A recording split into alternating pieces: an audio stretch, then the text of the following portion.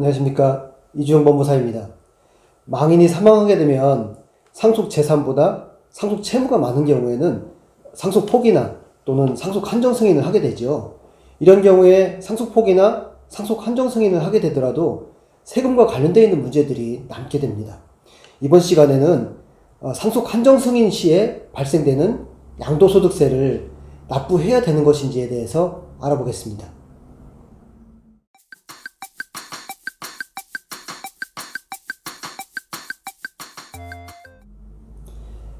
상속 포기나 상속 한정 승인을 하게 되는 이유는요, 망인이 상속 재산보다 빚이 많기 때문에 상속 포기나 상속 한정 승인을 하게 됩니다.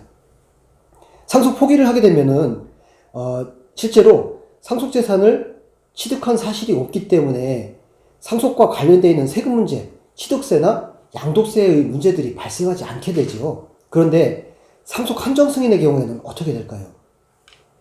상속 한정 승인의 경우에는 상속인은 상속 재산과 상속 채무를 모두 상속받게 됩니다. 그렇게 되면서 상속 재산의 범위 내에서 상속 채무를 변제할 책임을 부담하게 되는 것이죠. 따라서 상속 재산 범위 내에서 책임이 제한되지만 재산을 상속받는 결과가 되기 때문에 정상적으로 상속과 관련돼 있어서 세금 문제가 발생하게 됩니다. 이렇게 세금 문제가 발생하게 되는데 그 세금 바로 취득세와 양도소득세죠. 상속 재산을 취득하였으니까 취득세가 발생하는 것은 당연한 것이고요. 또 청산을 위해서 상속 재산을 양도, 그러니까 아버지 명의로 돼 있다가 내 명의로 이전이 되면 그에 따른 양도가 되는 것이기 때문에 양도소득세가 발생하게 됩니다. 그렇다면 이 양도소득세, 상속 채무일까요? 아니면 상속인 본인의 채무일까요? 이런 거에 따라서 이제 대응 방안이 달라지는데요. 양도소득세란 무엇인지 한번 알아보겠습니다. 양도소득세라는 것은요, 상속 재산을 양도한 상속인에게 부과되는 세금입니다.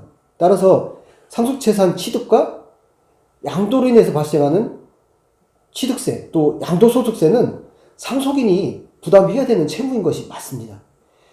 상속인이 상속 한정 승인을 하는 이유는 근데 상속 재산의 한도 내에서 부채를 변제하겠다라고 해가지고 한정 승인을 하게 되는데요. 결과적으로 한정 승인을 했는데 한정 승인의 결과 그 이상의 범위만큼 양도소득세를 또 내야 되는 결과가 됩니다. 결과적으로 그렇게 되면 실제로 한정 승인을 한 것보다 세금이 더 많아져서 그 한정 승인의 범위 내 이상의 채무를 부담하게 되는 결과가 되는 것이죠. 이렇게 양도소득세를 내가 상속인이 내야 되지 않는다라고 해가지고 내지 않게 된다면 어떻게 될까요?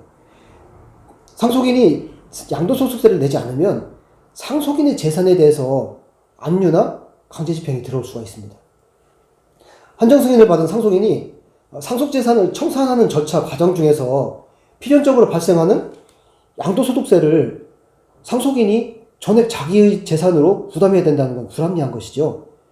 이렇게 양도소득세의 경우에는 상속재산의 한도 내에서 처리할 수 있다는 행정심판이 최근에 나온 게 있었습니다.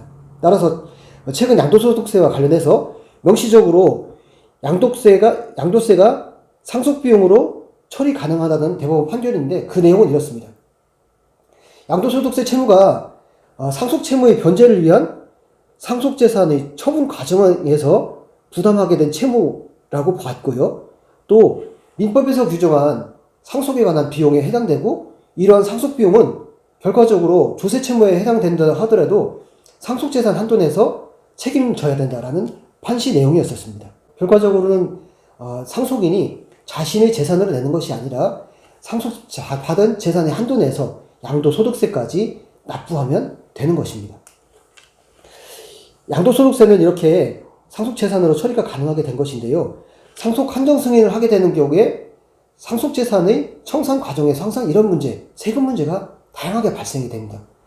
이렇게 발생된 세금 문제들은 상당히 어려운 문제들이 나타나게 되고 명시적인 규정이나 판례가 아직까지는 많이 없는 상황이죠. 따라서 이 부분은 전문가와 상담이 필요한 부분입니다. 이상 상속과 관련해서 발생한 세금 문제 어떻게 처리해야 되는지에 대해서 알아봤습니다. 감사합니다.